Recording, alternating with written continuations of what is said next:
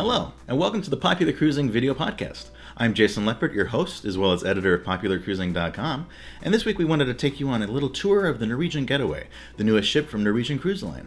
We've had a chance to sail on the Norwegian Breakaway, the predecessor and sister ship to the Norwegian Getaway, and we thought it'd be fun to take a look at a few of the changes that have been made from the first ship to the second ship. Looking at the outside of the ship, you can tell the biggest difference from the Norwegian Breakaway is the hull art. On the original ship, the design was by Peter Max, since that ship was out of New York year-round.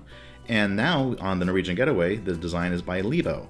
And here the design is more tropical, with colors that are a little bit more vibrant. And it's a really nice look. And also around the ship, you can see Lebo's art at the Lido buffet area, as well as his art on display in the lobby. Also around the waterfront, the design is more Floridian, as well as at Spice H2O, where it's the adults only area. And if you head up to the pool deck, there's actually a number of changes as well. This is a space that they've made a little bit more piratey, I guess you could say. The kids' aqua park, for starters, is where you can find SpongeBob and friends. And this time around, the characters are dressed in pirate attire. So it's kind of a neat little thematic change from the Breakaway, and being that the ship is closer to sailing to the Caribbean out of Miami, it definitely makes some sense for it to be a little bit more pirate-based. Just above the kids' aqua park are the ship's 5 water slides, and they differ only from the Breakaway in color. The colors now have been pulled from the design of the hull art, and it keeps it a little bit more consistent in color, but definitely the same thrills here as they were on the Breakaway. And above all this is the ropes course and mini golf area, which on the Norwegian Breakaway sported more vibrant colors, but given that they're keeping with the pirate theme here now on the Norwegian Getaway, they've made it look a bit like a shipwreck, which is kind of a neat idea. And the steel girders above are now painted to look like rustic wood. And looking at a little bit of the dining on board, the Uptown Bar and Grill on the Norwegian Getaway has now made way for the Flamingo Bar and Grill. And we were able to enjoy one of their specialties on board, which was the guava turnovers, really tasty.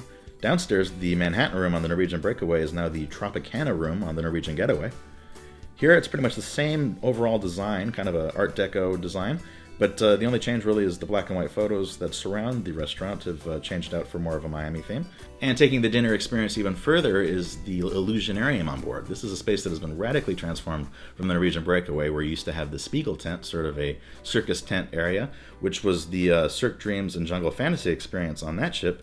And now on board the Getaway, you have this magic dinner show, which features a lot of special effects during the course of the dinner, as well as just incredible detail and theming. You look at this and it reminds me of something that Disney would do, almost like sort of like their Tower of Terror attraction at some of their theme parks. And just there's props everywhere. You look at the stage and the different seating where you can have your tables for your dinner.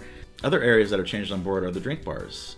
Maltings on the Norwegian Breakaway is now the Sunset Bar on the Getaway, and here it's more of an Ernest Hemingway themed bar, and it's even expanded a little bit. It extends farther towards the atrium now. Also, the Shaker's Cocktail Bar is now the Sugarcane Mojito Bar, with a more tropical theme, all in keeping with the Miami destination vibe.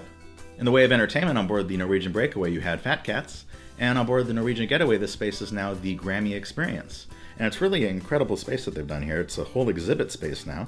It includes different artifacts from different musicians in the Grammy history. There's even a space where you can go ahead and mix songs and learn how to do that yourself. And in the evenings, the performances here are actually from former Grammy Award winners and nominees. So that's a really cool thing.